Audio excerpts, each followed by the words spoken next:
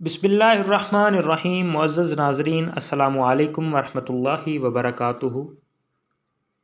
عاشقوں کی ہر ادا نرالی ہوتی ہے، جب یاد محبوب ستاتی ہے تو دیوانگی میں کیا کچھ کرنے لگ جاتے ہیں۔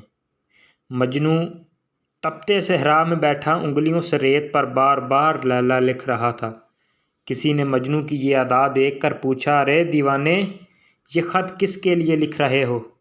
مجنوں نے آنسوؤں سے بھیگی ہوئی آنکھیں اوپر اٹھائیں اور کہا، لیلا کی جدائی کا غم ستا رہا ہے، اسی لیے اس کا نام بار بار لکھ رہا ہوں۔ اس طرح محبوب کا نام لکھنے سے دل فرقت و غمزدہ کو تسلی دے رہا ہوں۔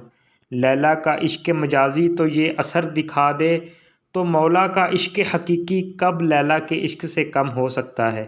اسی لیے ہمیں بھی اللہ اور اس کے پیارے رسول صلی اللہ علیہ وآلہ وسلم کی محبت میں اپنے قول و فعل کے ذریعے کردار ادا کرنا چاہیے۔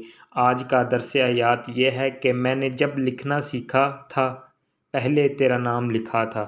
وما علینا الا البلاغ المبین۔ شکریہ۔